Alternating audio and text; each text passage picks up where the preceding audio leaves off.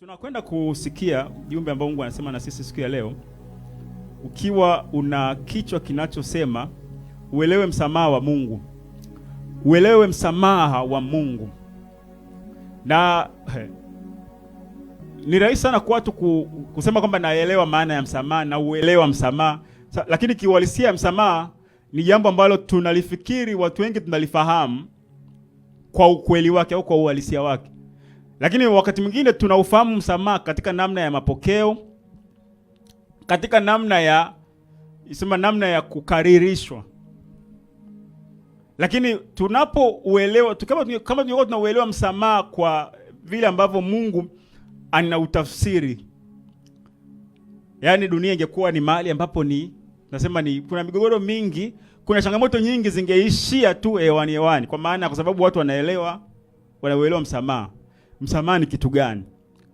Kwa hiyo ni muhimu sana kujifunza msamaha kwa Mungu, sababu sisi kama kanisa, sisi kama waamini, kama kuna kitu ambacho tunatakiwa tukiishi au tukifanye, reference yetu iwe ni tafsiri ya Mungu mwenyewe. Kwamba kama tunaambiwa tusamee, jamii inasema tusamee, na tamaduni mbalimbali katika jamii zinazungumza kwa habari ya msamaha. Ukienda kwa Wachaga, namna ya kusamee kuna taratibu zake. Ukienda kwa Wamasai, ukienda kwa tamaduni mbalimbali, kwa Waswahili na kadhalika, kila mtu kuna namna fulani ili usamehewe. Inawezekana kuna namna fulani ufanye, lakini pia kuna namna fulani ambavyo watu wanaweza wakautafsiri msamaha. Msamaha ni nini? Tukasema msamaha ni kitu gani? Mtu gani anaweza kusema nimekusamehe, lakini ukiangalia kwa tafsiri ya kimungu, yani huo msamaha sio msamaha. Kwa nini? Kwa sababu msamaha ni namna ambavyo amefundishwa. Inawezekana kuna mtu anamsamehe mtu, lakini kuna namna fulani anafanya vile ambavyo tunasema mbona kama hajamsamehe katika tafsiri ya kimungu. Lakini nakuta nini alifundishwa? Pengine wazazi wake walisema pengine wamesameheana au alimsamehe mtoto wake, lakini kuna vitu akamfanyia. Sasa yule mtoto anaelewa kwamba kumbe naweza nikasema nimemsamehe, lakini kuna vitu hivi naweza nikafanya, ambapo hivyo vitu havireflect au haviakisi ule msamaha halisi. Kwa hiyo msamaha unaweza ukatolewa au ukaombwa kwa kushurutishwa, kulazimika au kujisafisha. Unajua mtu anaweza akashurutisha msamaha, na mtoto anaweza akajua kwamba msamaha ni kitu cha kushurutisha. Au unaweza ukaomba msamaha kwa kushurutishwa. Au wakati mwingine mtu anaweza kuomba msamaha kwa kujisafisha, anasema ngoja tu yaishe. Yaani angalau profile yake, ile hadhi yake, ile status yake, tunasema hii nini? Angalau ionekane kwamba ni mwema. Kuna mtu anasema yani ili nisije nikaonekana kwamba mimi ni mkorofi, ngoja tu niombe msamaha. Yaani ni kujisafisha. Yaani huo hajamaanisha. Hamaanishi. Kwa haya mambo ya kushurutishwa, kulazimika, mtu gani analazimika? Ngoja tu niombe tu msamaha. Yaani sio kitu ambacho kinatoka ndani. Sio kitu ambacho kina initiate changes. Kinaanzisha mabadiliko, sababu msamaha tutakuja kuangalia huko mbele. Msamaha ni ignition point. Ni sehemu ambapo au ni jambo ambalo linaanzisha mwanzo mpya, kurasa mpya. Linaanzisha mabadiliko. Msamaha ambao au initiate mabadiliko, huo msamaha sio msamaha halisi. Na tutakuja kuona kwamba hata Mungu msamaha wake kuna kitu ume-initiate. Kuna safari umeianzisha ya mabadiliko. Lakini huu msamaha wa kulazimika kwamba ngoja tu niombe msamaha. Ngoja tu msamaha kwamba angalau na mimi nionekane kwenye, sababu watu wameniambia niombe msamaha. Ngoja tu niombe msamaha. Kushurutishwa. Na hii mara nyingi sasa hata wazazi wakati mwingine tunaweza kusema tunaweza tukawa tunakosea wakati mwingine. Mtoto kampiga mtoto mwenzake, haya wewe muombe msamaha. Nisamee. Haya na huyu mtoto, haya na wewe sema haya nimekubali. Haya nimekubali. Akitoka hapo yani kumbe ndio hivyo msamaha. Anakuwa anaelewa kwamba kumbe ni jambo la kushurutisha. Msamaha kwamba ninalazimika kwamba hivyo. Na katika hili nimewahi kuwepo kwenye kikao kimoja kipindi cha nyuma kidogo. Hiko kikao kilikuwa ni cha usuluhishi. Ni cha usuluhishi. Ilikuwa ni usuluhishi wa wanandoa. Sasa ikatoka hapa ni tu kama mimi nipo kwa sababu haikuwa kwamba nimealikwa au nini, lakini ilikuwa kwenye mazingira yale. Sasa kila kikao baba alikuwa amefumaniwa na mke wake. Amefumaniwa na mke wake. Sasa amefumaniwa akawa anakataa, lakini amefumaniwa na mfanyakazi wa ndani. Sasa wale wapambe ambao kwenye hiko kikao, kwa sababu ilikuwa ni kama kesi wanasuluhisha, wakawa wanamshinikiza mwanaume, bana wewe omba msamaha, tusiomba msamaha. Omba msamaha bana. Mama naye yani ndo amekasirika kweli kweli. Mimi nataka talaka. Yani kile kikao yeye anataka talaka. Nataka talaka tuachane. Haiwezekani. Mimi anifanyie hivi. Wale wapambe wengine wa mwanaume wanamwambia, bana wewe omba msamaha bana. Wewe nyenyekea tu. Wewe shuka. Wewe nyenyekea. Yani kama wanamshurutisha. Mwishoni nikasikia jamaa akasema, alipoona mama ametachamaa, akasema basi nisamee bana, nisamee tulee watoto. Basi nisamee tulee watoto. Hapo kuna msamaha kweli? Basi nisamee tulee watoto. Maana it's not about msamaha, ila ni kwa sababu ya watoto tu. Nisamee tulee watoto. Tena basi. Sasa waliposema hivyo kasema kama kimasiala. Mimi niliona za hii kimasiala. Yaani hii ni kama ameshinikizwa. Tunaona sasa na mama naye. Mama akasema mimi nataka tu. Sasa nikaona tena wa upande sasa wengine wa mama za wanaanza kumshinikiza. Sasa wewe ameshakuomba msamaha, bado tena unakomaa. Sasa wewe yani wanaanza kumshinikiza kwamba akubali tena ule msamaha.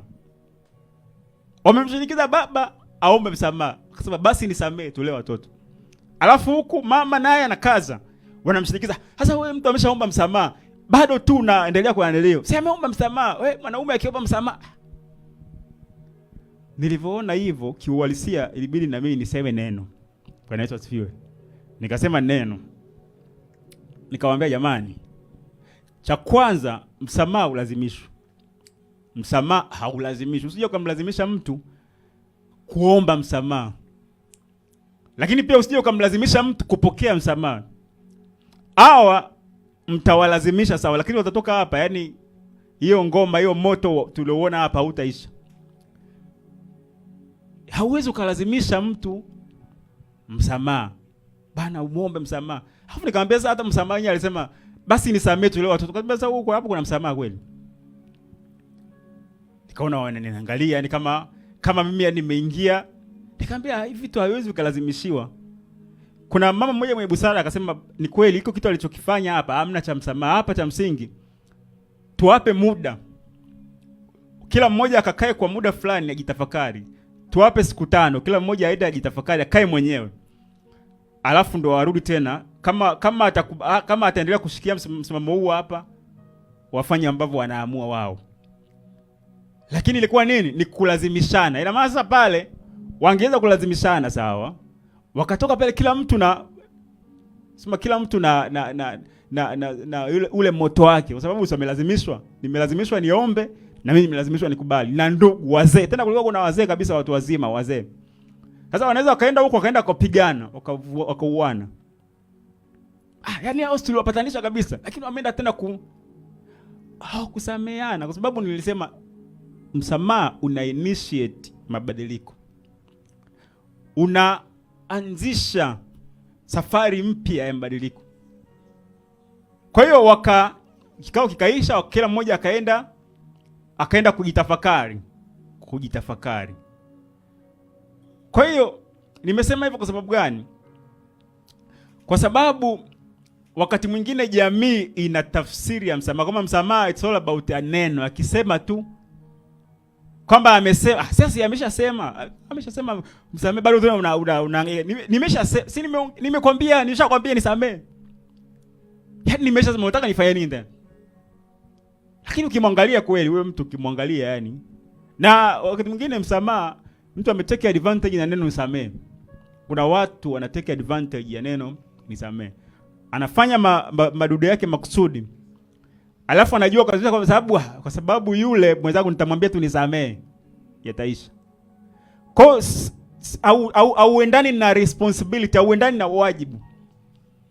Sababu msamaha ambao unaomba msamaha, alafu msamaha huo unakuwa hauleti mabadiliko kwako. Yaani hauleti kwamba hiki kitu ninahitaji kuomba msamaha. Inakuwa ni mazoea. Kwa nini? Kwa sababu katika maisha yake imekuwa ni desturi. Yaani msamaha imekuwa ni kitu cha desturi. Kwa hiyo msamaha ni kitu ambacho kina wajibu. Na wajibu wake ni mzito. Yaani unajua iko hivi, kwa mfano leo hii wanasemaga hivi, kukopa ni rahisi kwa kweli. Kukopa ni rahisi, lakini kuna kazi kwenye kufanya nini? Kwenye kurejesha. Kwa hivyo ukipewa ile kitu ambacho umekipewa ni kirahisi. Kwa issue ni kurejesha. Kwa ni rahisi kuomba msamaha ukasamehewa, lakini kuenenda sawa sawa na vile ambavyo umejicommit. Kwamba nilikosea. Nikaomba msamaha nikapewa. Sasa kuna safari, kuna kuenenda sawa sawa na ili kutorudi tena kutenda kila ambacho nimesamehewa. Na ndio maana nikasema kwamba kuna watu wana msamaha ni mazoea. Yaani yeye kila gani nisamee. Yaani mdomo wake sasa si nisamee tu. Kuna mtu mmoja siwezi kusikia. Anagombana kabisa. Sasa si unisamee tu wewe vipi? Mimi nimeshakuomba msamaha. Unataka nini tena? Yaani unataka mbona sasa yaani kama imekuwa sasa unajaribu kuanza huo msamaha unaombwa au ndo mkwara? Yaani msamaha lakini mkwara umeumu. Yaani nimeshakwambia unisamee bado. Unataka nini tena? Si unataka ukorofi. Anakaa unaangalia. Na wapo watu wa namna hiyo, wapo. Sasa jamani, msamaha una wajibu. Unaendana na wajibu. Kwa hiyo unapo sema neno msamaha au unapohitaji msamaha, lazima upime. Sema upime kutofanya nini? Kutorudi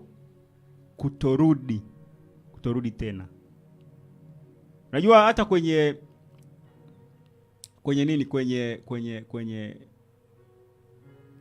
mahakama wanaweza kukupa, wasema kuna namna fulani kama umefanya kitu mara moja, si ndio?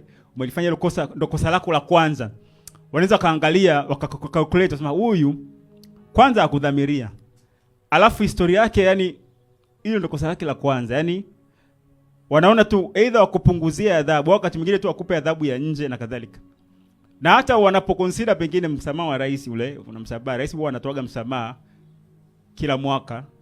Huwa wanaangalia wale, yani ukipewa msamaha leo hii ukarudi pengine kwa kosa lile au kwa kosa, yani huwezi ukapewa tena msamaha wa rais. Sasa nazungumza tu katika namna ya uzito wa neno msamaha. Sasa sisemi kwa tafsiri ya kimungu kwamba Mungu akusamei tena. Yanazungumza tu kwa maana ya uzito wa neno, yani wajibu kwa msamaha. Kwamba msamaha unahitaji au unatengeneza fursa ya mtu kubadilika. Ukipewa msamaha au ukihitaji msamaha, maana kwamba niko tayari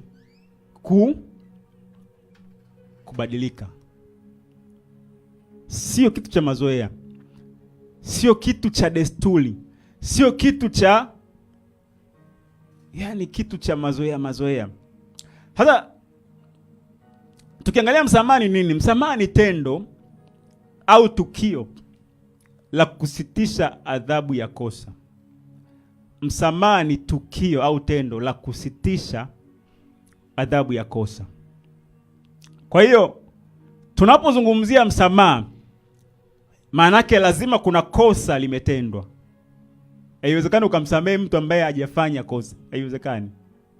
Kwa sababu popote ambapo unamsamaha, nyuma yake kuna kosa.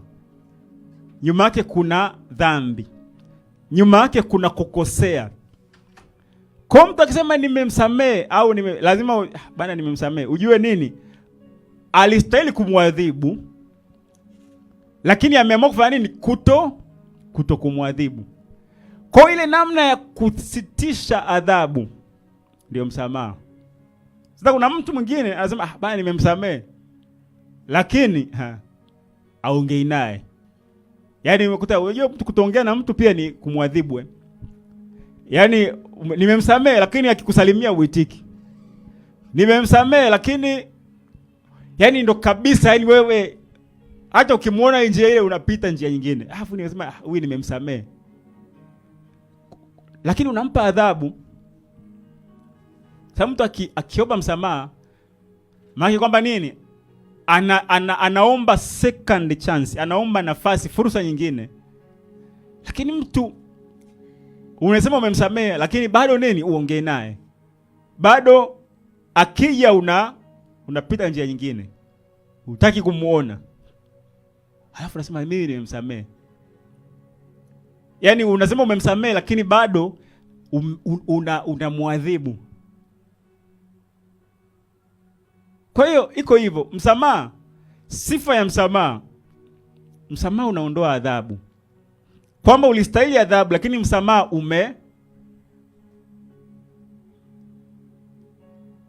umefutilia mbali ile adhabu. Kwamba kama kuna vitu ambavyo alikuwa anastahili kupewa, kama kuna uhuru alikuwa nao, unapompa msamaha, maana ni kwamba nini? Anaweza sawa, kuna namna fulani unaweza uka adjust sema zile preference. Lakini asione kwamba umemwadhibu kwa sababu ya kile ambacho amekitenda. Msamaha unasitisha adhabu. Na kuna vitu ambavyo nilisema mwanzoni ambavyo lazima tuvielewe kwamba kila tamaduni unapoenda kuomba msamaha kwa mtu au ili msamaha utolewe, kuna wakati mwingine kuna maelekezo au kuna mila na desturi za mahali fulani ili msamaha wako uhesabike kwamba umemaanisha au unaenda kuomba msamaha kwa mtu. Kuna vitu ambavyo mtu mwingine ili auhesabu kwamba umemsamehe kwa mujibu wa tamaduni na desturi za ulimwengu, kuna njia ambazo zinaweza kawa zimewekwa. Kwa mfano, nataka nizungumze kwa mfano. Kwa si wetu kule kwa Kilimanjaro Wachaga, mtu akienda kwa wazee na majani fulani inaitwa malale. Watu wanafahamu malale. Amekata yale, ameenda pengine hapa kuna amekosea. Akaenda kwa wazee, kwa Wachaga, mila za Wachaga za zamani. Akaenda nayo. Akaomba msamaha. Naomba nisamee kwa niliyofanya na yale majani. Alafu ishara ya kwamba amekubali msamaha wako, atayapokea yale malale. Hiyo ilikuwa ni tamaduni. Ilikuwa ni tamaduni ya miaka ile.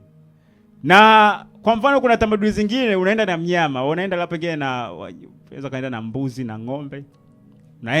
Unaenda kuomba msamaha kwa wazee au kuna namna fulani umekosea kwenye jamii. Kuna vitu ambavyo unavifanya kusema acknowledge kwamba nimekosea au acknowledge kwamba ninahitaji mnisamee. Kile kitu kitakapopokelewa maana kwamba msamaha wako umekubalika. Ni just desturi, tamaduni, lakini sio za kupuuza. Kama upo katika dunia hii jamani, sio za kupuuza. Kuna wapenda bana, kuna vitu vingine sasa. Kwa kuna mtu mwingine, kuna jamii zingine mpaka upige goti. Yaani umekosea bana, upige goti. Sasa mwanaume umwambie ametoka ukanda mwingine, kanda maalum huko, kumwambia ashuke goti yani. Lakini kuna desturi bana, shuka goti. Huyu hapa kweli ameomba msamaha. Hizo ni desturi. Na miaka ya nyuma kwa mfano wazee wa zamani, hasa wazee wa pwani, walikuwa kuomba msamaha kwamba nisamee. Kwa kusema ni ngumu, lakini utaona tu mara doti za kanga, mara vitu yani kuna vitu vita hiyo yani kwamba sisemi lakini hizi wewe hujai kuona umekosea, pengine mzee amekosea. Lakini kuna vitu anavileta nyumbani, anakuletea zawadi bana. Hiyo zawadi yako bana. Madoti ya kanga, mara sio amekuletea hiki mara.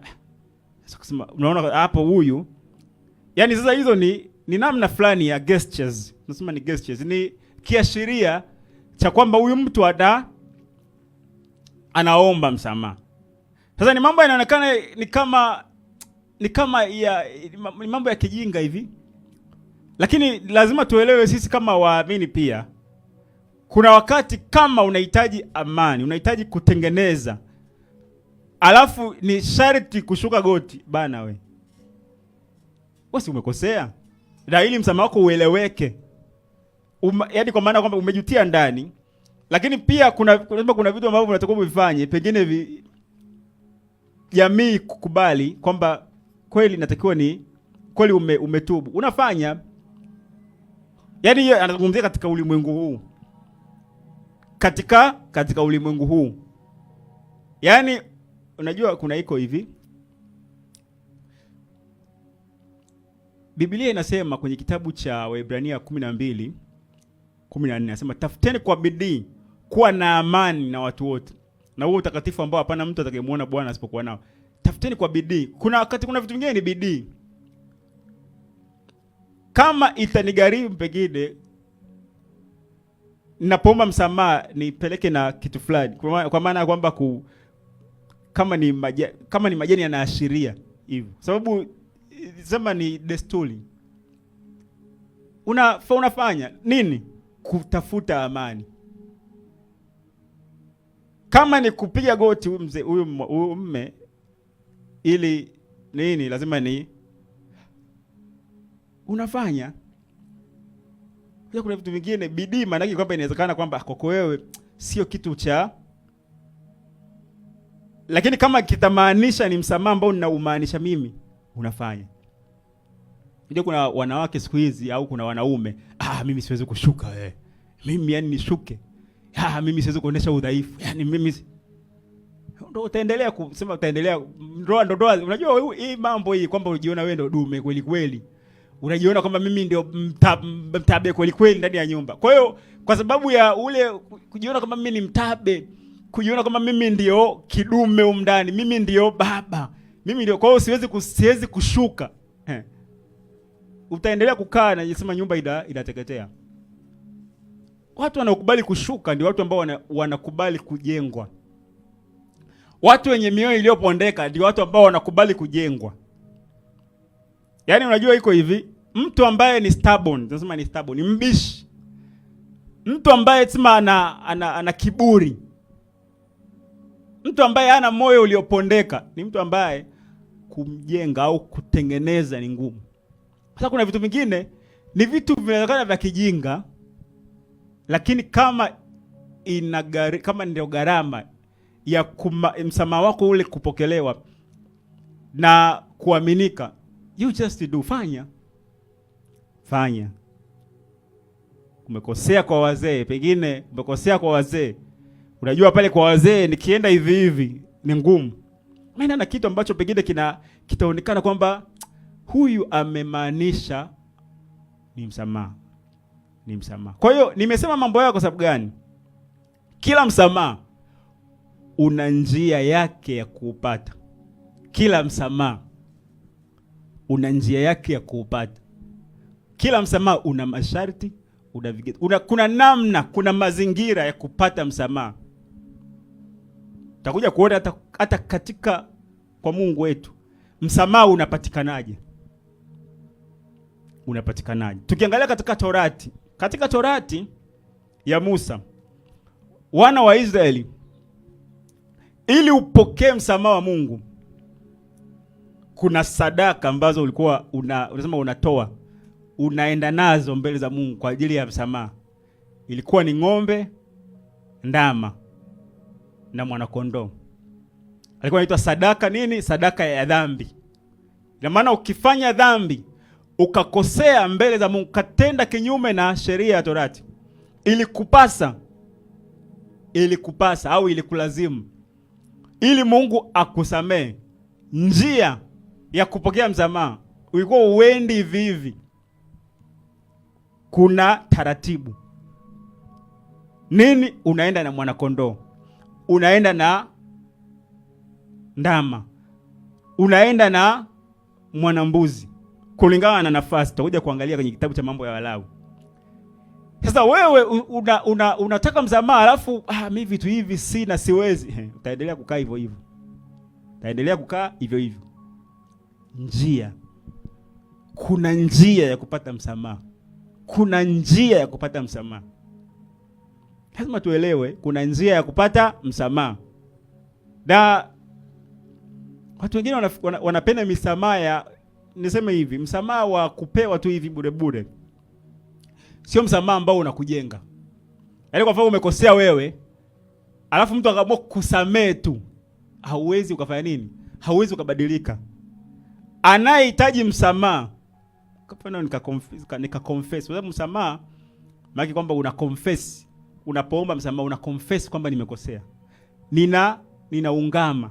Confess ni kuungama. Kwamba ninakiri kwamba kwa kweli nimekosea. Kwa sababu haiwezekani ukaomba msamaha hujakosea, haiwezekani. Sababu kila msamaha unapoombwa kuna kosa nyuma yake. Sasa mtu ambaye haombi msamaha, maana kwamba nini? Yaani msamaha wa kupewa bure bure hivi, utaendelea kuwa vile vile.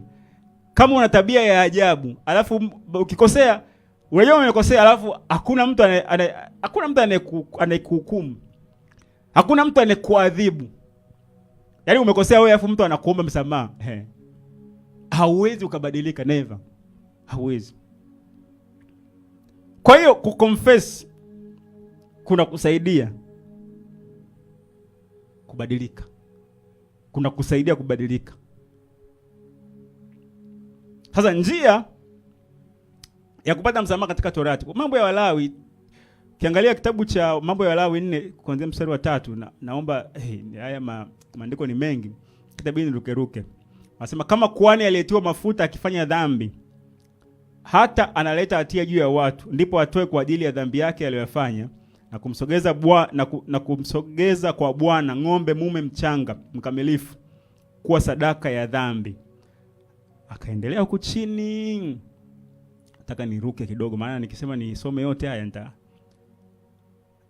Alafu akasema kwenye mstari wa 13 anasema na kama mkutano mzima wa Israeli ukifanya dhambi na jambo lenyewe likayafichamania macho ya huo mkutano, nao wamefanya mojawapo ya mambo yaliyozuiliwa na Bwana kwamba wasifanye, nao wamepata hatia, hapo itakapojulikana hiyo dhambi walifanya, ndipo mkutano utatoa ng'ombe mume mchanga awe sadaka ya dhambi na kumleta mbele ya hema ya kukutania.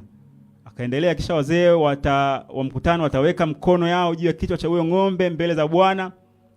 Atachinjwa mbele za Bwana, na kuhani aliyetiwa mafuta atatwaa katika damu ya huyo ng'ombe na kuiweka katika hema ya kukutania. Sema naye kuhani atatia kidole katika hiyo damu na kunyunyiza mbele ya Bwana mbele ya pazia mara 7. Sema ndivyo atakavyofanyia huyo ng'ombe. Kama atakavyofanya huyo ng'ombe kwa sadaka ya dhambi, atamfanyia huyo vivyo hivyo. Naye kuhani atafanyiwa, naye kuhani atawafanyia upatanisho, nao watasamehewa. Akaendelea kuchini akasema mtawala atakapofanya dhambi na kuleta na kutenda pasipo kukusudia neno lolote ambayo Bwana Mungu ameyazuia asifanye, naye amepata hatia, asema ataleta mbuzi awe matoleo yake. Akaendelea huku chini na kadhalika. Huku chini kwenye mbuzi akazungumza mwanakondoo pia kadhalika.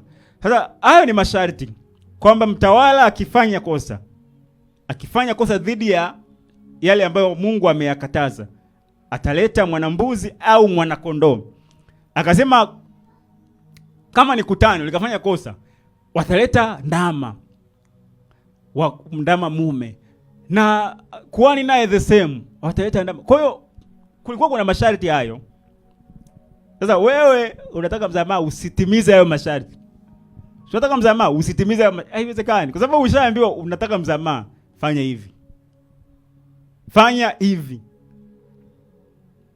Kwa hiyo nimesema mambo hayo kuonesha kwamba msamaha, kila msamaha ambao unahitaji, ogopa ni msamaha ambao inakuja automatic.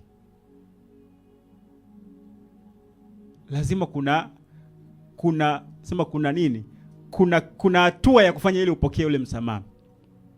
Na Katika Agano Jipya, hii tulioangalia hapo ilikuwa ni Agano la Kale. Katika Agano la Kale Mungu alioingia na nyumba ya Israeli, kuna masharti ambayo aliyatoa ili upokee msamaha wake. Kuna sadaka itolewe, sadaka ya mwana kondoo. Na kuna sadaka ambayo alikuwa akiitoa mwana kondoo, usema mwana kondoo ambao alikuwa akichinjwa kwa mwaka mara moja.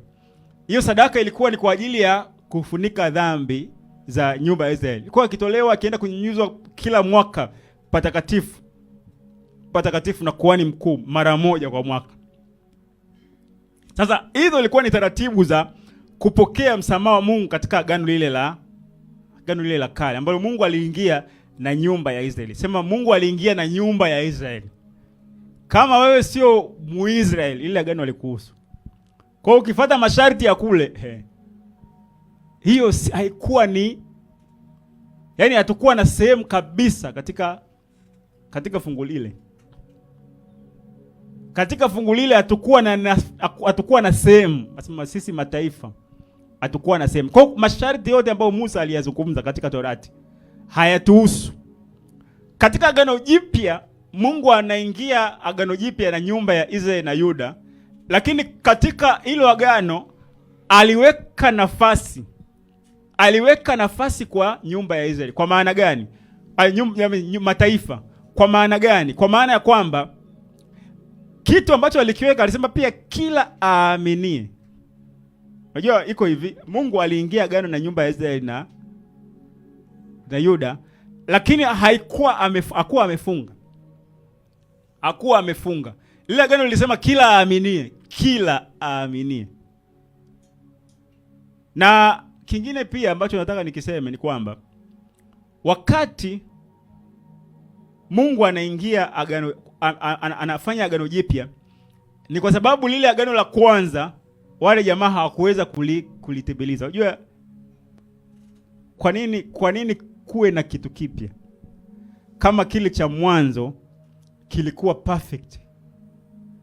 Unajua lazima tujaribu tunatafakari, kwa nini lazima ujiulize kwa nini agano jipya? Kwa nini agano jipya? Ni kwa sababu lile la kwanza, cha kwanza hawakuweza kulitimiliza. Unajua iko hivi, unapotengeneza mfumo, pengine ukatengeneza mfumo ambapo mfumo pengine hauperform vizuri.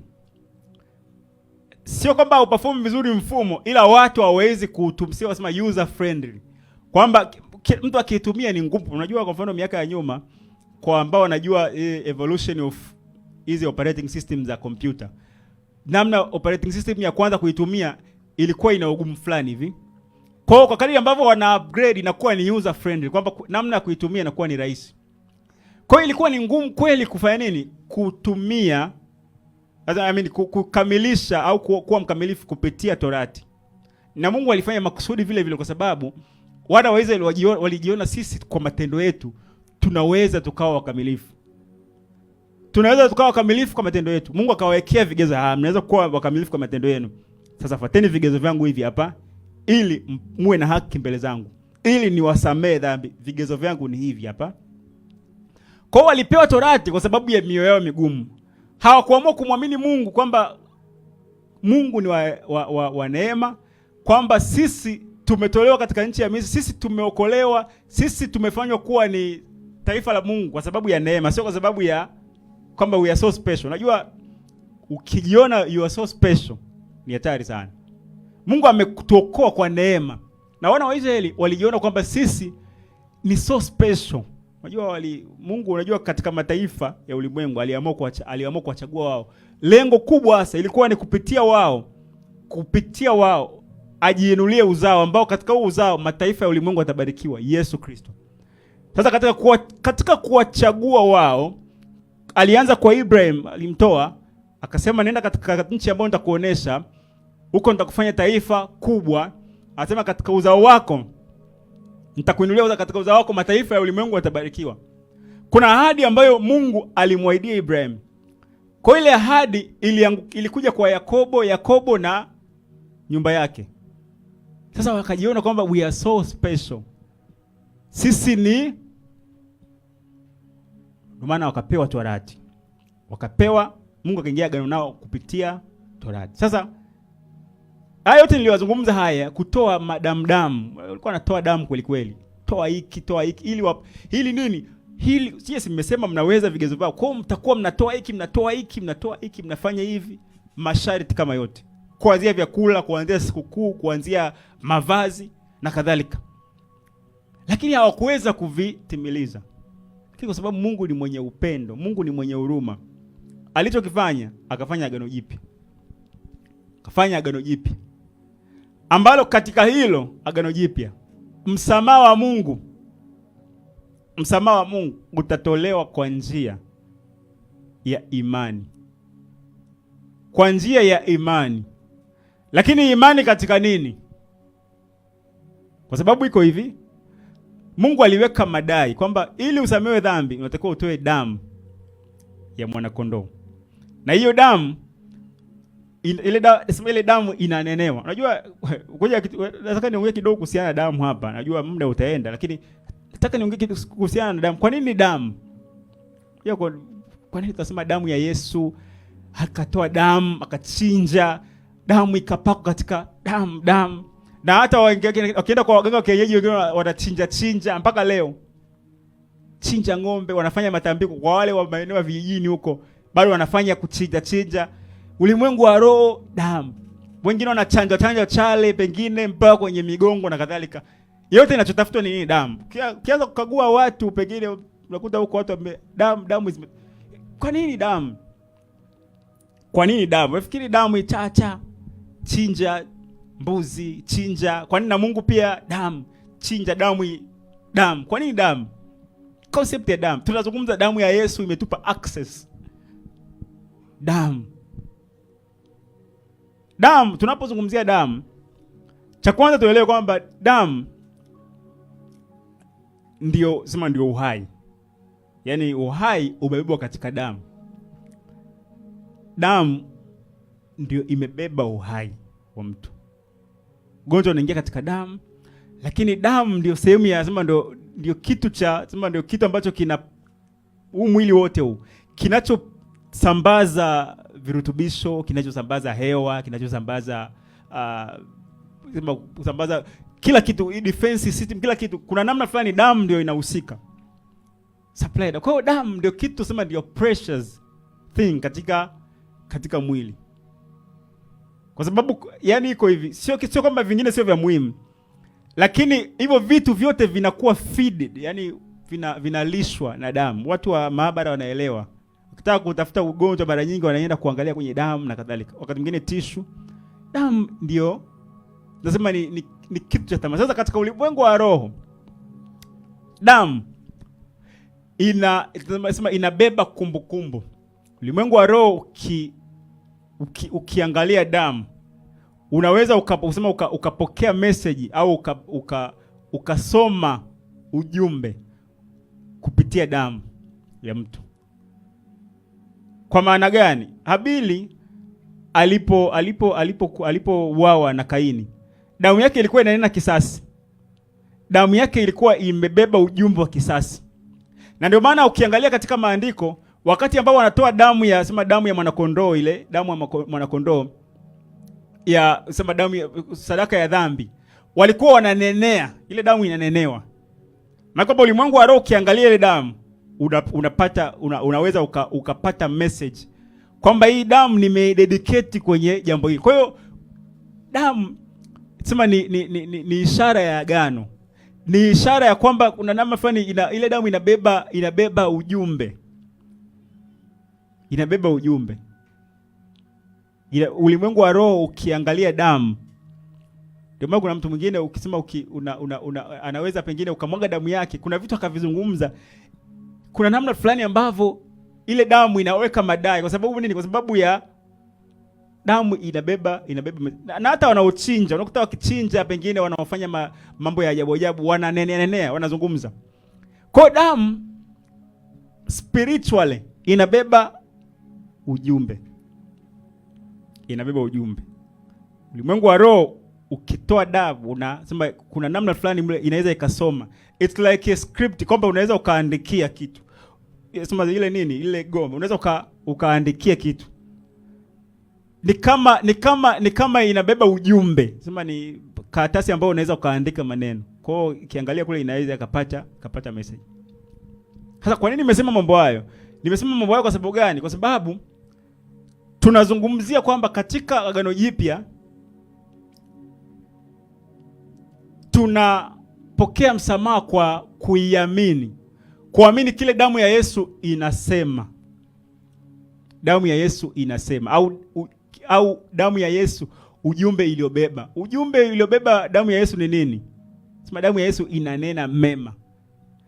Damu ya Yesu inanena mema au inatamka mema. Imebeba ujumbe mwema. Ujumbe gani? Wasamee. Wasamee. Kwa tunaposema tuna ujasiri wa kupaingia patakatifu pake kwa damu ya Yesu, ni kwa sababu damu ya Yesu imebeba ujumbe wa msamaha. Kwa Mungu akiangalia damu ya Yesu, akiangalia damu ya mwanae, inasema wasamee, wasamee. Nimelipa gharama yao. Wanastahili kuhukumiwa. Wanastahili hukumu ya kifo kwa sababu nasema mshahara wa dhambi ni mauti. Lakini damu ya Yesu, Mungu akiangalia damu ya Yesu, sababu damu ya Yesu aliinyunyiza patakatifu mbinguni. Kwa ile damu inanena msamaha. Siku zote inanena msamaha. Kwa Mungu hana sababu ya kuadhibu, sababu kila akitaka kwa nini akiangalia damu ya mwanae inasema wasamee. Kwa nini? Kwa sababu ameiamini kwamba katika hii amesamehewa. Kwa njia, masharti, kigezo cha kupokea msamaha wa Mungu. Msamaha wa Mungu sio automatically kwa kila mtu. Msamaha wa Mungu ni kwa njia ya kuamini kwamba kupitia Yesu Kristo tunaoshwa, tunatakaswa, tunasamehewa. Maana kwamba atupokei adhabu ya Mungu. Ni jambo linaonekana la kijinga, kama jambo la Mungu amefanya mambo ya kijinga, ndo hayo. Yaani kupitia jambo hilo linaonekana la kijinga ambalo haitokani na juhudi yako. Ndio hilo upokee msamaha. Unajua iko hivi, ingekuwa labda upokee msamaha kwa njia ya kulipa, watu wangepambana kweli, wangefanya kazi walipe. Lakini Mungu ameamua kuchagua njia ya rahisi kabisa. Usikie, uamini. Sasa wale ambao wanatumia hekima na akili nyingi, wale ndio watasema nini? Watapuuza. Kwa nini? Kwa sababu Mungu amesema amefanya hekima ya ulimwengu kuwa upumbavu. Akili ya ulimwengu damu, yani niamini damu sio amekufa msalabani, yani. Kwa sharti la kupokea kuamini. Kuamini nini? Kuamini msamaha wa Mungu unaopatikana kupitia nini? Kupitia damu ya Yesu Kristo. Kwa msamaha wa Mungu jamani una njia yake. Njia ni Yesu Kristo. Njia ni Yesu Kristo. Kwa hata yule ambaye unataka kusamehe, angalia ni njia gani ambayo uta express ya kusamehe. Yaani ndio hivyo ndivyo ambavyo ilivyo. Yaani kuna unajua mtu asema yaani yule jamaa yule asameheagi kabisa. Sio asamehi. Wewe umeomba msamaha katika namna gani? Kuna yule jamaa bana asamehi, yani yule mgumu kweli kweli, asamehi yule. Yule akusamehe yule, haiwezekani. Anasamehe lakini sasa kuna namna yake. Kuna namna yake. Tukiangalia Waefeso 2 kuanzia mstari wa 8. Waefeso 2 kuanzia mstari wa 8 nasema kwa maana mmeokolewa kwa neema kwa njia ya imani, ambayo hiyo haikutokana na nafsi zenu, ni kipawa cha Mungu, wala si kwa matendo yenu, mtu yote asije akajisifu. Tumeokolewa kwa neema. Neema ni ya Mungu. Lakini hiyo neema njia yake ni nini? Imani. Kwa njia ya imani. Ina maana neema inawahusu wanaoamini. Neema inawahusu wanaoamini. Mmeokolewa kwa neema kwa njia ya imani. Mtu yote asije akajisifu kwamba kutokana na nafsi zenu wala matendo yenu, ni kipawa cha Mungu. Yaani hakuna namna unaweza ukatenda leo hii ukatoa sio sadaka. Unajua wale walipewa utoe ndama kabisa. Utoe hiki, utoe hiki. Lakini leo hii kwa njia ya kumwamini mwana na kupitia sema kwa damu yake kwamba nimeokolewa, nimesafishwa, nilistahili adhabu ya kifo, lakini Kristo alikufa kwa ajili yangu. Kwamba Yesu alisulubiwa au aliadhibiwa ili dhambi yangu ifutwe. Nilistahili hukumu ya adhabu. Lakini kupitia Yesu Kristo nimepokea ondoleo la dhambi. Na akisema ondoleo, jamani, ondoleo la dhambi, kupokea ondoleo. Unajua hivyo ondoleo maana yake nini? Unajua kuna namna fulani tunafikiri Mungu ametusamehe nusu nusu. Sasa ngoja niuzungumzie msamaha wa dhambi hapa. Twende kwa uharaka. Anazungumza kwa habari ya agano hili jipya. Yeremia 31 kuanzia mstari wa 31. Anasema angalia siku zinakuja, asema Bwana, nitakapofanya agano jipya na nyumba ya Israeli na nyumba ya Yuda. Si kwa mfano wa agano lile nililofanya na baba zao katika siku ile nilipowashika mkono ili kuwatoa katika nchi ya Misri, ambalo agano langu hilo walilivunja, ingawa nalikuwa mume kwao, asema Bwana. Bali agano hili ndilo nitakalolifanya na nyumba ya Israeli baada ya siku zile, asema Bwana. Nitatia sheria yangu ndani yao, na katika mioyo yao nitaiandika, nami nitakuwa Mungu wao, nao watakuwa watu wangu. Wala hawatamfundisha kila mtu na jirani yake wakisema, mjue Bwana, kwa maana watanijua wote, tangu aliye mdogo miongoni mwao hata aliye mkubwa miongoni mwao. Maana nitausamehe uovu wao, wala dhambi yao sitaikumbuka tena. Sasa hapo kuna vitu viwili ambavyo amesema, nitausamehe uovu wao, wala dhambi yao sitaikumbuka tena. Niseme hivi, kitu ambacho tunatakiwa tuwe na ujasiri ni kwamba ukitenda jambo lolote, lakini ukiwa unaamini kwamba Yesu amenitakasa, Yesu amenifia msalabani, kwa Mungu una hatia tena. Kwa Mungu una hatia. Kwa sababu gani? Kwa sababu dhambi mshahara wa dhambi ni mauti. Yesu alikufa kwa ajili yangu. Kwa hiyo mimi mbele za Mungu, kwa sababu ninamwamini Yesu Kristo amenisamehe kwa damu yake. Nimepokea msamaha wa Mungu kwa damu ya Yesu Kristo. Bali kwamba mbele za Mungu sina hatia. Sasa inawezekana huku ulimwenguni shughuli ukawa nayo. Yaani unajua iko hivi, ukitenda, yani hiyo lazima tuielewe, waamini tena walokole tuielewe. Ukitenda kosa sawa kwa Mungu amekusamehe. Kila mbele za kiti cha enzi. Mbele sema wakati wa hukumu ya Mungu. Mungu atahukumu. Lakini wale ambao walio katika Kristo Yesu watapokea nini? Watapokea uzima wa milele. Maana hawatahukumiwa. Sasa ukifanya mistake katika ulimwengu huu, mwili utaadhibiwa. Mwili huu utaadhibiwa. Na jamii kabisa hivi umefanya jambo ambalo kuna matokeo ya uovu. Sasa tusije tukasema unajua sisi tumesamehewa. Umesamehewa katika ulimwengu wa roho, wewe ni mwana wa Mungu, sawa. Katika ulimwengu huu ukifanya kosa, wakati mwingine utatiwa ndani, wakati mwingine utapewa adhabu fulani, wakati mwingine na ndio maana sasa msamaha ule kwa lazima tujifunze msamaha wa Mungu, na sisi tujifunze katika namna ya ulimwengu huu kuomba msamaha ili tupokee. Kwa sababu msamaha unatupa a fresh start, unatupa second chance, unatupa. Na katika ulimwengu huu nikisema second chance ni second chance, kwa maana kwamba katika ulimwengu huu Mungu anatufanya nini? Katika ulimwengu huu watu wanatupa nafasi, lakini wakiwa wanatuobserve. Japokuwa Yesu alifundisha kwa habari ya msamaha, akasema ndugu wako akikosea hata mara 770 msamehe. 7 mara 70 msamehe. Maana kwamba nini? Usimwadhibu. Ukisema msamaha au msamehe, maana kwamba usimwadhibu. Yaani simple like that.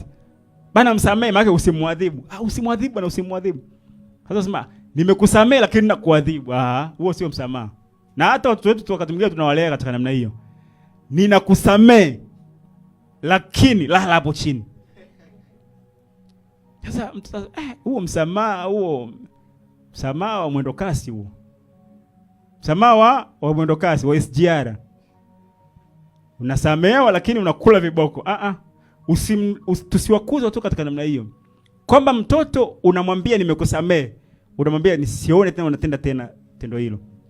Sawa, unaniahidi? Ndio. Nimekusamehe, anakula kibao iko mpaka anachanganyikiwa. Msamaha huo. Kumbe msamaha ndio hivi. Kwa simple msamaha ni kutotoa adhabu. Sasa kuna wakati mwingine jamani katika ulimwengu niseme hivi. Na hiki kitu kitawafanya watu kidogo waone huyu jamaa mbona anazungumza kitu kigumu. Kuna wakati mwingine mimi sikuadhibu, nimekusamehe, lakini mamlaka zitakuadhibu. Umetenda kosa, umeiba pengine au umefanya jambo fulani ambalo lililokatili. Bana mimi sikuadhibu. Lakini mamlaka lazima umevunja sheria, zinakuadhibu, si ndio? Mimi sijakuadhibu. Kwa unajua kuna mtu bana, yani ameenda gerezani huyu jamaa, ameenda gerezani. Jamaa yule amemshikilia. Sijamshikilia. Cha kwanza inawezekana pengine hakuconfess. Unajua iko hivi. Mtu ametenda kosa, hajakiri. Sasa kama hajakiri tunafanyaje? Ninaenda pengine kufungua nini? Shauri bana, nimepoteza kitu changu hiki. Sasa wale nao wana njia zao za kufanya nini? Kuangalia kwamba hizo hiki kitu kimepotea, nani atakuwa nani mshukiwa. Hebu wewe njoo hapa. Wewe ndio ulikuwa pale. Bana ni kweli bana, ni mimi. Basi wanamchukulia tu hapo. Sometimes confession, kukiri mapema, kuna kuzuia pengine kuchukuliwa adhabu zaidi. Na actually kiuhalisia hata unasema ukimwadhibu mtu pia katika ulimwengu huu, unasema umejichukulia sheria mkononi. Haitakiwi, si ndio? Haitakiwi utoe adhabu kwa makosa ambayo pengine uvunjifu wa sheria na kadhalika. Japokuwa mtoto wako unaweza ukamwadhibu. Unaweza ukamwadhibu. Bwana Yesu asifiwe. Haleluya. Na wakati mwingine unaweza ukamsamehe. Sasa hiyo ni namna tu ya malezi ya kukumbushana. Lakini msamaha jamani, msamaha kitu cha muhimu ambacho tukielewe. Msamaha anasema nitausamehe uovu wao wala dhambi yao sitaikumbuka tena. Ukimsamehe mtu alafu unamkumbusha, yani wewe nilikusamehe tu, unakumbuka? Yani juzi ulifanya hivi nimekusamehe. Leo tena yani wewe unamsamehe mtu lakini unamkumbusha. Kumkumbusha mtu ni kumwadhibu. Kati ya kitu ambacho watu wengi hawaelewi, unaweza kumwadhibu mtu kihisia. Umesema umemsamehe lakini uongei naye. Umesema umemsamehe lakini hutaki kukutana naye kabisa. Yani unapita. Sio mbaya kumbadilisha profile kama alikuwa ni rafiki yangu wa nini? Wa karibu. Lakini kwa sababu ya vile ambavyo amefanya pengine nikaona sema profile yake ibadilike. Kubadilisha mtu, kumweka mtu katika kategori nyingine sio mbaya. Akawa tu ni jirani yangu, kama ni mtu wa akihitaji nitamsaidia kama, lakini kusema kushut down kabisa kwamba huyu kwa mtu anaweza ukamsamehe lakini profile yake ikabadilika. Sababu unajua katika maisha haya kuna marafiki wa karibu, kuna ndugu, kuna majirani, tunasema kuna Watanzania wenzetu, kuna na kadhalika. Sasa unaweza kumfanya tu kwamba ni mtu wa Mungu mwenzangu. Yaani hivyo. Bwana Yesu asifiwe. Haleluya. Basi nihitimishe hapo. Lakini iko kitu cha kukumbuka jamani. Ukimsamehe mtu usimwadhibu. Ukimsamehe mtu usimkumbushe. Kwa sababu unajua iko hivi, unaweza ukakumbuka kitu alichofanya. Hiyo kitu ni human nature. Yaani unaweza kusema bana ninajisahaulisha. Mungu mwenyewe ndiye amesema sitaikumbuka. Mungu ana uwezo wa kujipekenya kudelete mafaili. Kwa sababu wewe ukimkumbusha maana umeikumbuka. Yaani maana unaikumbuka. Yaani unajua iko hivi. Dalili ya kwamba wewe unaikumbuka umeisema. Bana yule nilimsamea amenifanyia. Yaani wewe umemsamea lakini unaendelea kutangaza yule hafai kabisa. Yaani nimemsamea lakini yule hafai alifanya hivi. Yaani inakuwa ni matangazo. Huo sio msamaha. Ukimsamea mtu, shut up your mouth. Yaani unakaa kimya. Umemsamea lakini bado mdomo yule hafai kabisa. Yule hafai kabisa. Alinitendea hivi. Na wewe amekutendea hivi. Yule hafai kabisa. Sasa wewe msamaha gani? Umemsamea unazidi kumchafua, unazidi kumkandia, unazidi kwa msamaha una sharti la kwamba nini? Ukimsamea mtu, maana kwamba umeamua kutokumwadhibu lakini usikumbushe kile ambacho amekifanya. Kile ambacho mpe nafasi ya kuweza kufanya nini? Kubadilika. Nafasi ya ukiomba msamaha na wewe pia uwe tayari kubadilika. Uoneshe your response. Yaani uoneshe nini? Ile responsibility ya msamaha wako. Neno lako lisitoe neno lako kirahisi. Yaani unajua iko hivi, ukiomba msamaha ona kwamba yani kwa kweli yani nimeutoa msamaha wangu. Yaani isiwe yani kwamba msamaha neno nisamehe umelizoea kabisa. Kwa sababu hilo neno linakuja na wajibu. Linakuja na wajibu. Na Mungu atusaidie sana kwenye ile tukiweza kuwa ni tunapokosea ni wepesi wa kukiri kwamba nimekosea. Kwa kweli hii nimekosea. Hiyo inaitwa nini? Kuungama. Ni rahisi kupewa msamaha. Kama usemi nimekosea, kwa kweli nimekosea, hamna mtu anaweza kusamehe. Wewe unataka msamaha lakini bana basi yaishe. Basi yaishe vipi? Yaishe nini? Sema yaishe ni mambo gani? Unajua yaishe bana, yaishe ndugu, yaishe bana. Basi bana wewe unaendelea, basi. Tusameheane. Tusamehe, wewe umekosea, tunasameheanaje? Sema naomba nisamehe. Unajua basi tusameheane. Yaani wewe umemkosea mtu, alafu tusameheane. Yaani maana kwamba unaweka uhalali ya kwamba wewe na yeye kusamehe na wewe msamehe. Yaani hamna kitu kama hicho. Ukikosea just confess. Simple like that. Na maisha yatakuwa ni mepesi tu, rahisi. Tafakari. Unajua iko hivi. Kweli kuna namna fulani unaweza ukaona hapa nimezingua. Sasa kwa sababu ya profile lako, kwa sababu ya nafasi yako, kwa sababu ya wanaume wako, mimi mwanaume, mimi baba atanionaje? Siwezi kusema. Utaendelea kukana huo moto, afu huo moto utakuangamiza. Mwisho wa siku nyumba inakuja kuteketea kabisa. Nini? Kwa sababu tu ulishindwa kuconfess, kuomba msamaha mwenzako. Unakuja kufukuzwa pengine mahali kwa sababu nini? Ulishindwa kufanya nini? Kuapologize kwa kile ambacho umekosea. Ulivunga. Kujidai bana mimi mbabe, mimi. Unapokosea simply tu kwamba na haijalishi Mungu. Hata mtoto. Kwa mfano unaweza kumtandika mtoto kimakosa. Unamwambia na mtoto, kwa kweli mwanangu nisamee. Hiyo mzazi ukimwambia mzazi hakuelewi. Unaweza kumpiga mtu kwa hasira. Pengine mtoto au nani, wewe mtandika kwa hasira. Unafika tu kuwa na moyo tu yaani maisha ni rahisi. Unajua ukishakuwa na mwepesi confess, maisha ni rahisi. Na msamaha unaleta amani. Watu wengi hawana amani kwa sababu ya hawataki kusamehe. Kuna aina, naomba nimalizie ili kwa nini tusamehe? Naomba nimalizie hapa. Mungu alisema kwamba anasamehe kwa ajili yake mwenyewe. Isaya 43:22. Nataka tuone hii kitu. Lakini ukuniita Yakobo, bali umechoka nami, Israeli. Ukuniletea mwana-kondoo kafara zako, wala kuniheshimu kwa dhabihu zako. Sikukutumikisha kwa matoleo, wala kukuchosha kwa ubani. Hukuninunulia manukato kwa fedha, wala kunishibisha kwa mafuta ya sadaka zako, bali umenitumikisha kwa dhambi zako, umenichosha kwa maovu yako. Mimi ndimi niyafutaye makosa kwa ajili yangu mwenyewe, wala sitazikumbuka dhambi zako. Anafuta makosa kwa ajili yake mwenyewe. Mtu akikomba msamaha kwa ajili yako, unaweza wakati mwingine kushikilia mambo ndani, usamei. Unakuwa na moyo umejaa mambo, huyu amenikosea, huyu alinikosea hiki, huyu amenikosea hiki, huyu amenikosea hiki. Yaani kila unayemwangalia unaona na madosari. Mwisho wa siku unakuwa nini? Unakuwa na chuki, kisirani. Mtu ambaye asamei kisirani, akiguswa kidogo tu kama nyoka mgusa. Kelele kweli kweli. Yaani watu wa siku hizi, yaani wanaume wa siku hizi, wanawake wa siku hizi. Yaani huko makanisani kumefanya nini? Makanisani kumefanya nini? Kwa sababu walienda huku pengine wakamtenda, akaenda huku wakamtenda, wakaenda huku, yaani hawa wote samee. It's all by your sema nini? Kwa your benefit, for your benefit. Kwa ajili ya faida yako binafsi. Kama Mungu mwenyewe anasema, ndimi niyafutaye makosa kwa ajili yangu mwenyewe. Wewe unataka ushikilie makosa, unashikilia kosa la huyu, unashikilia kosa la huyu. Mtoto amekukosea, ile hasira, na mzee amekukosea au mama amekukosea, unaunganisha.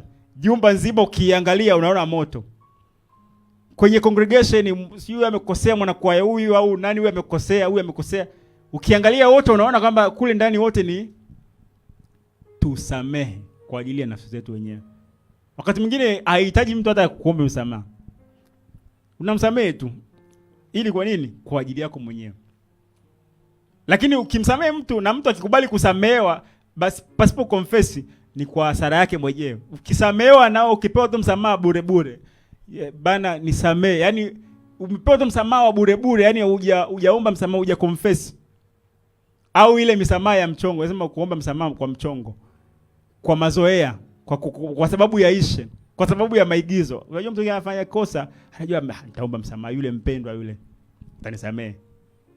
It's not for you. Sema ni kwa uangamivu wako mwenyewe. Ni kwa uangamivu wako mwenyewe. Sababu msamaha ambao unaendana na confession, ukiri kwamba nimekosea, isema ni hatua ya kwanza ya kusema kufanya nini? Kubadilika. Kwa sababu Mungu anamnyanyua yule mwenye moyo uliopondeka. Na kuwa na moyo uliopondeka ni nini? Ni kuona, sema kujua kwamba mimi ni dhaifu. Yaani kwamba kusema mimi nimekosa. Yaani maana yake kwamba unautangazia ulimwengu wa roho, unamwambia Roho Mtakatifu kwamba ni sogeze, ni usaidie. Sasa kama wewe unasema wewe ni ngangari, Mungu Roho Mtakatifu atakusaidiaje? Roho Mtakatifu yupo kwa ajili ya kutusaidia. Lakini kama wewe unajimudu, hauwezi kuconfess your weakness, hawezi kusaidia. Na ndio maana pale ambapo unaamini kwamba mimi pasipo Kristo mimi ni mwenye dhambi, kwa njia ya matendo yangu siwezi kuokolewa, pale sasa ndo pale wokovu unakuwa activated. Kwa nini? Kwa sababu umeona kwamba kwa matendo yako, kwa njia zangu, hakuna ninachoweza kukifanya kupokea msamaha mbele za Mungu. Maana kwamba unahitaji msaada, unahitaji damu ya Yesu Kristo ikusafishe. Tunahitaji kuconfess katika ulimwengu huu, hasa katika ulimwengu huu. Katika ulimwengu huu tunahitaji kuishi maisha kulishika ungamo la Kristo. Kuishi maisha ya kuendelea kuungama tunapoona kwamba tumekosea. Tunasema kweli hapa nimekosea. Na ukisema umekosea, magamba unahitaji msaada. Kuna siku moja nilishaona clip moja, alikuwa ameenda rais awamu aliyopita. Alienda kwenye ziara fulani, mkurugenzi mmoja alikuwa anataka atubuliwe. Yaani jinsi ule mkurugenzi alivyoomba pale kwenye hadhara. Kwanza ni kwenye hadhara. Yaani unajua iko hivi. Yeye ni mkurugenzi. Kuna watu wako chini yake. Alafu kuna wananchi. Alafu anamuomba msamaha mkuu wake, anamuomba msamaha Mheshimiwa Rais. Yaani anamuomba kama mtoto. Kwa kweli nisamee, nimekosa. Yaani unajua mpaka inasisimka kwanza kwa umri wake yule baba. Unajua rais akasikiliza, akasema umenioga jakati mgumu, basi yaisha. Nini? Akimwangalia kwa age yake, lakini ameamua kujilipua kwa watu, mbele ya watu, na ameumaanisha, ameconfess. Yaani hakuna reason kwa mtu namna hiyo aliyeconfess ambaye kumchukulia hatua, kumpa adhabu, hamna reason. Sasa sisi tukijidai kwamba sisi ndio machino, sisi ndio mababa, sisi ndio, hatuwezi kwenda. Bwana Yesu asifiwe. Baba yetu, Mungu wetu wa mbinguni, nakushukuru kwa ajili ya neno lako hili ambao limeka madai katika maisha yetu kwamba tunahitaji kuwa na mioyo ya unyenyekevu, mioyo iliyopondeka, mioyo yenye kuhitaji msamaha pale tunapokosea, ili Roho Mtakatifu aweze kutusaidia kuweza kuishi maisha ya toba. Mfalme, nakushukuru kwa ajili ya neno lako hili, sababu neno hili limekuja ili kutuwezesha. Mwaminifu mtakatifu, ninakushukuru kwa ajili ya ujumbe huu. Asante kwa sababu wewe mwenye kuliachilia neno lako, hakika neno lako huwa alirudi bure, bali hufanikisha mapenzi yako na katika yale ambayo umelituma. Sifa na heshima na kurudishia wewe. Katika jina la Yesu Kristo nimeomba. Amen.